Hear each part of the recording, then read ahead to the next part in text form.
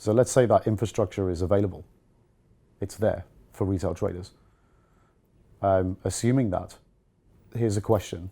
It's probably very important. Do you think retail traders are as good as most human professional traders these days, or can be? Yeah, these days, yeah, definitely. Yeah.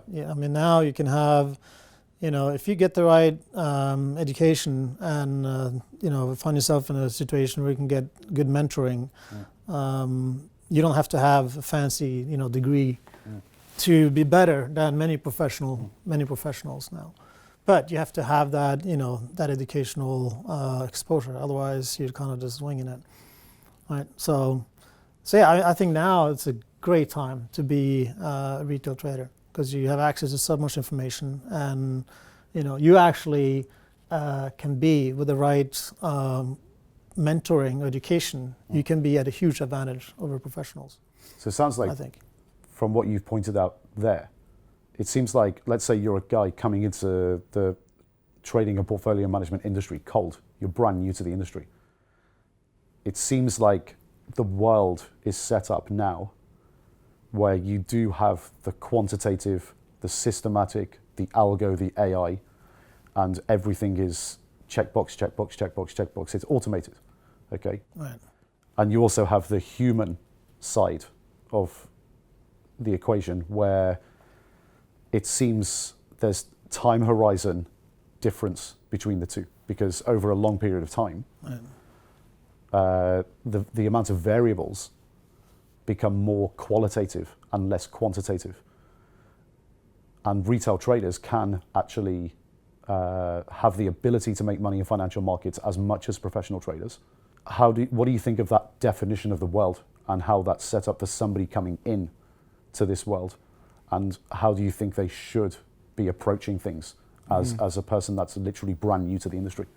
The quantitative world tends to be where the hedge funds are now, and it also tends to lean itself towards very short-term timeframes. But keep in mind that these guys, they'll have a room filled with math programming PhDs. They have so many resources that, for them to come up with this stuff, and it's constantly changing. They'll have maybe 1,000 different systems going on at the same time.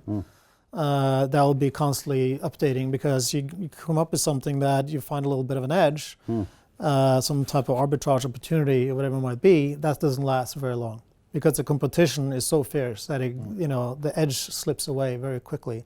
Unless you have those resources, as most of us don't, you're trying to be David competing against Goliath, sure. And it's just not going to work. You need to find your edge.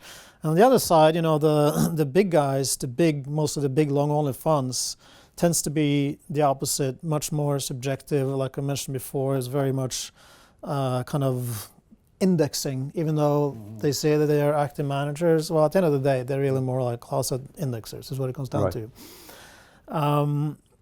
But as there's a world in between where there's great opportunity for investors, traders to come in where, you need a process or a system, but it doesn't have to, be that rigid. Like if you go in, you're trying to, find new opportunities, but you have no process to follow. You're just kind of picking it out of a hat. You're just kind of basically winging it.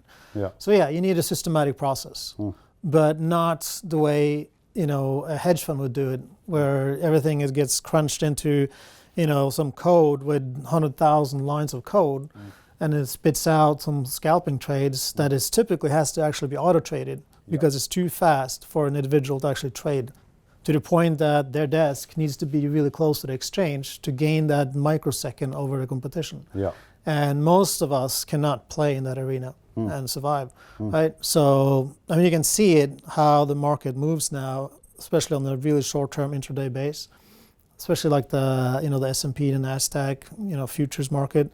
Most of it is driven by algos, running stops, running levels.